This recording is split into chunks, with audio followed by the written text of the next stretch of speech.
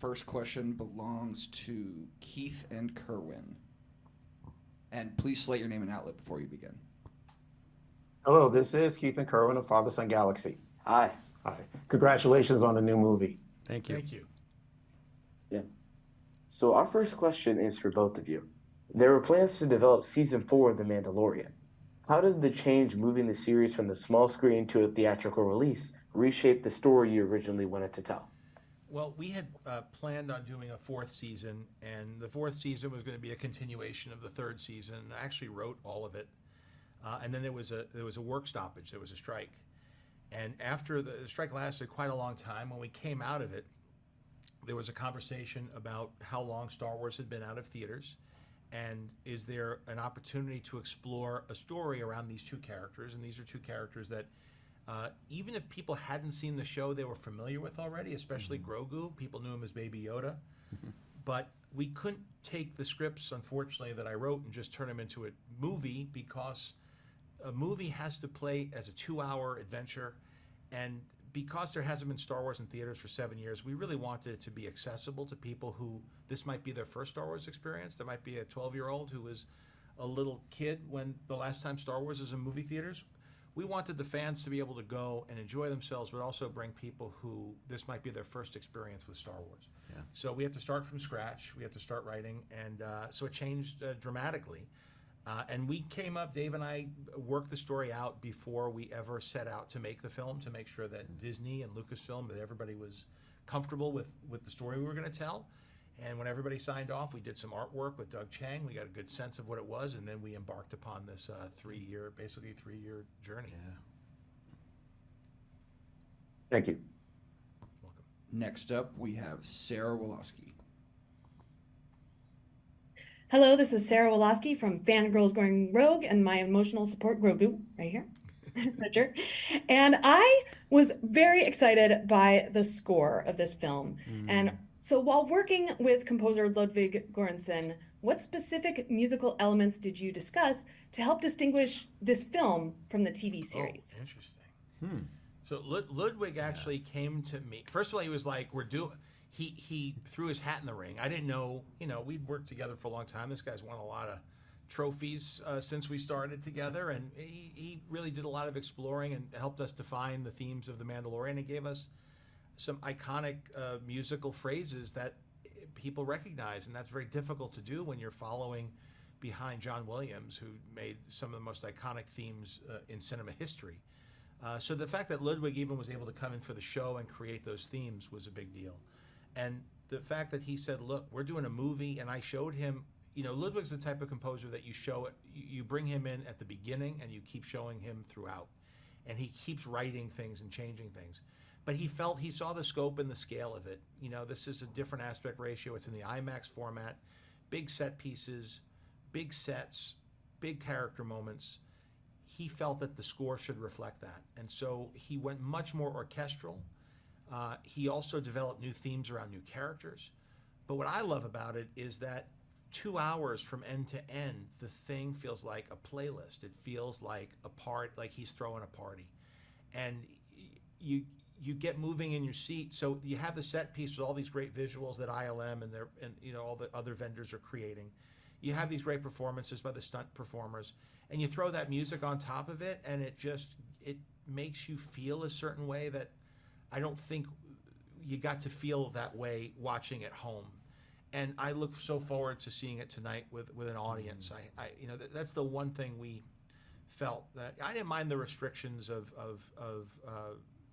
doing a streaming show. I really enjoyed working on it.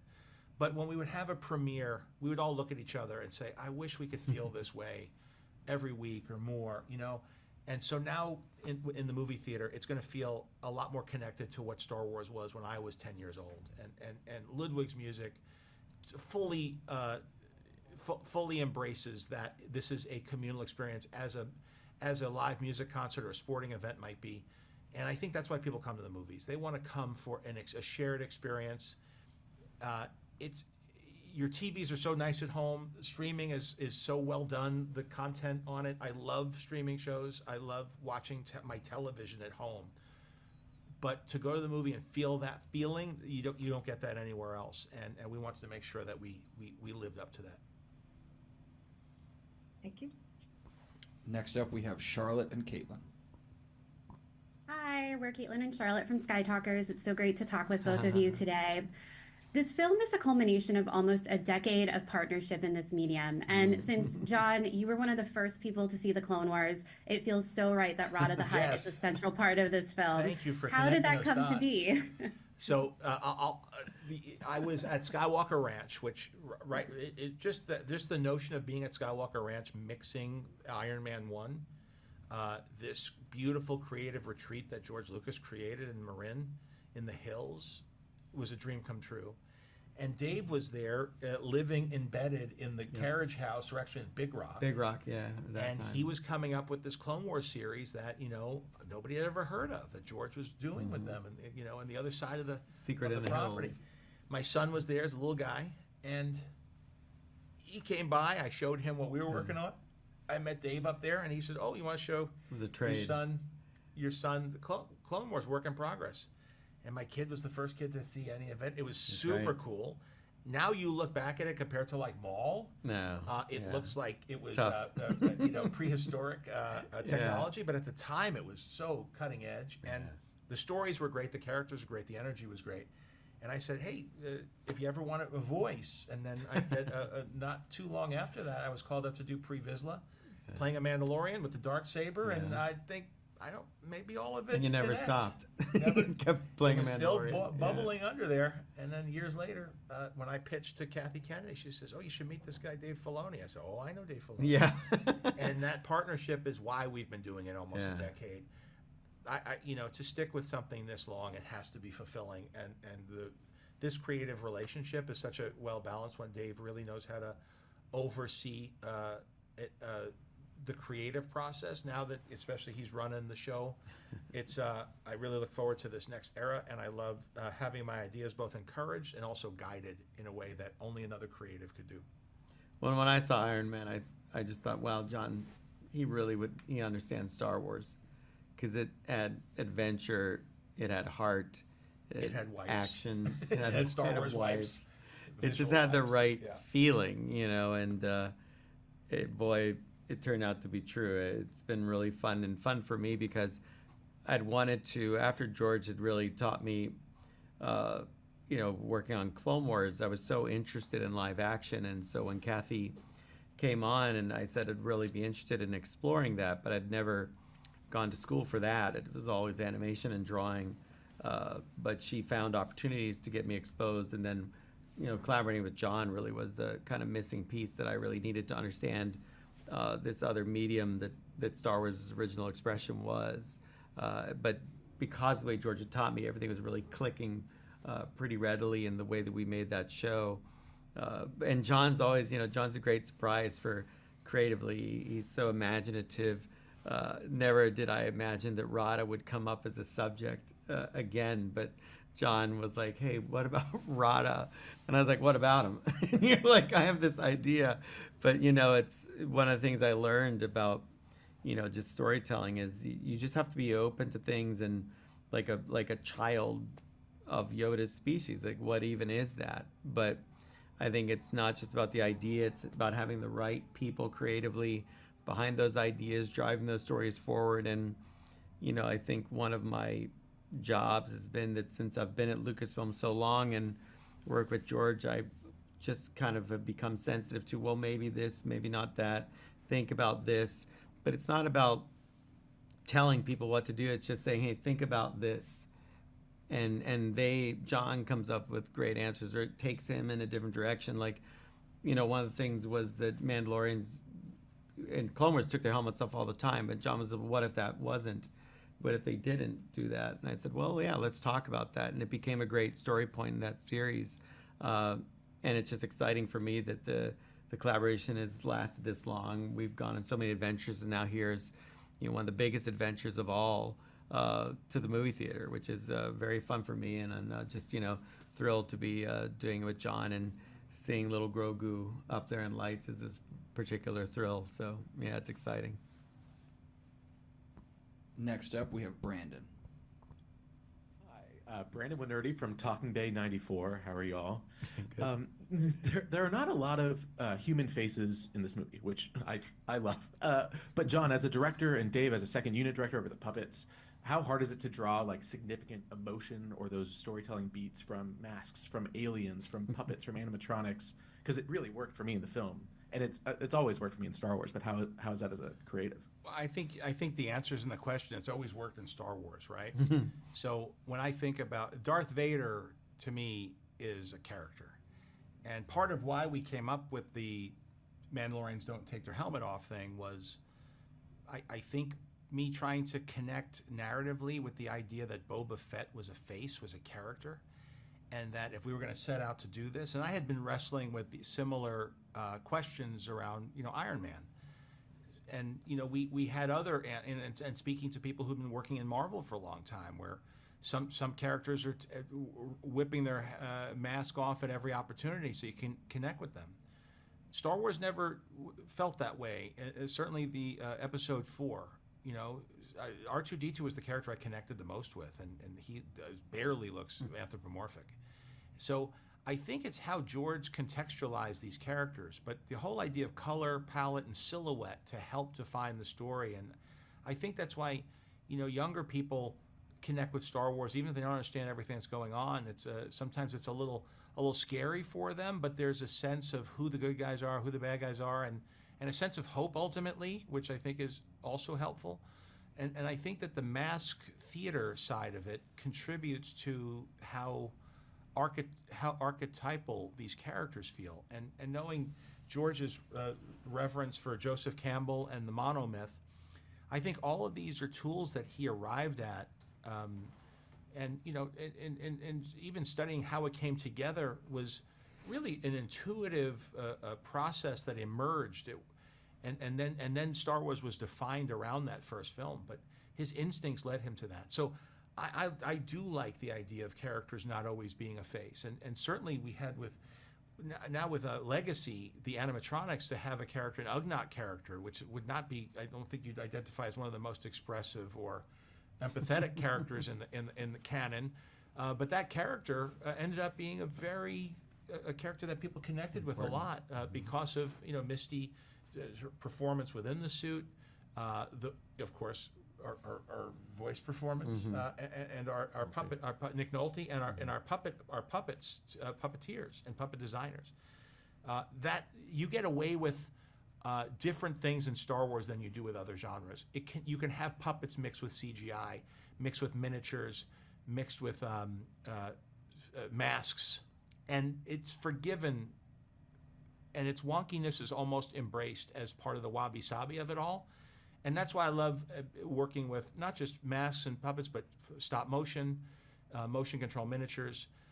That's part of what, that also allows us to tell a fresh story for a fresh audience. Mm-hmm. Story-wise, it's very accessible.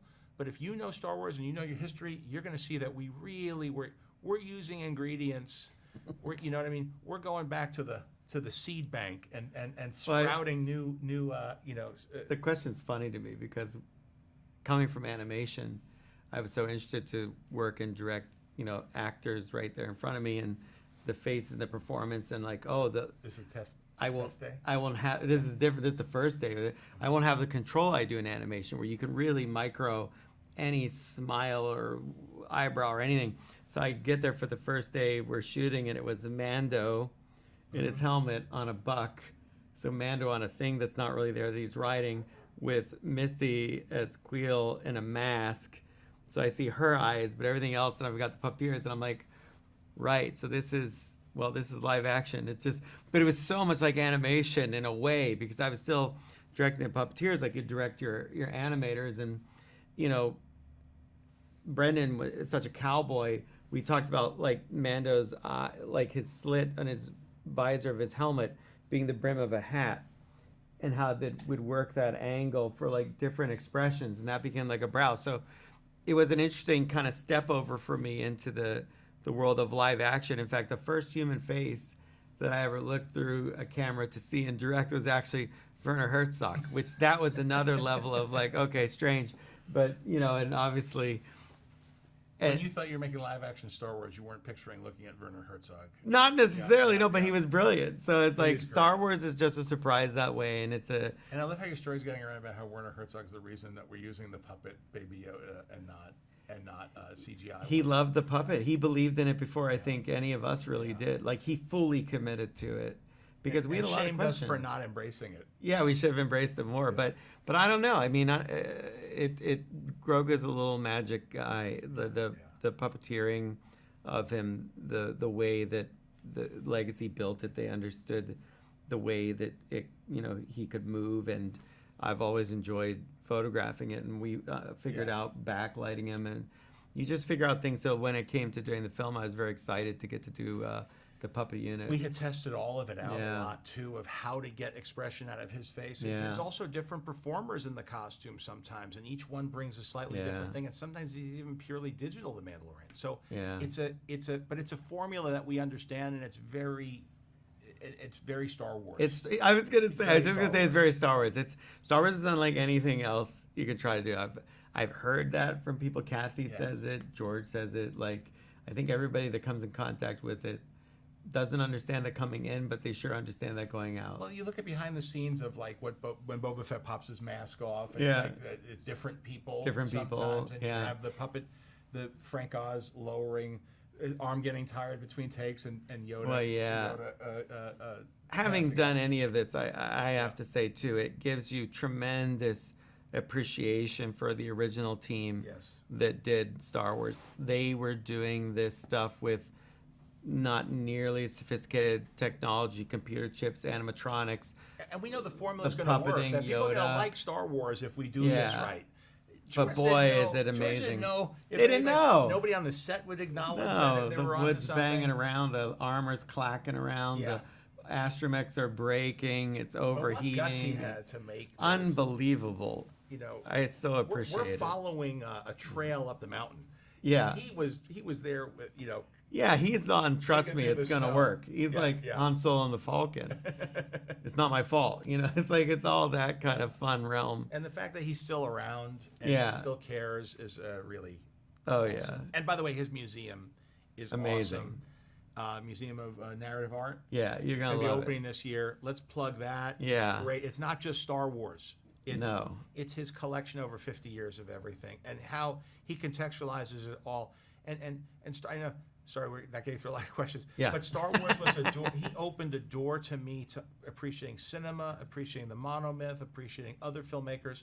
As a 10-year-old, seeing that one experience was enough to get me curious about everything. And here I am doing this. I wouldn't be doing this if I hadn't had that experience. That's right. Next up, we have Dan.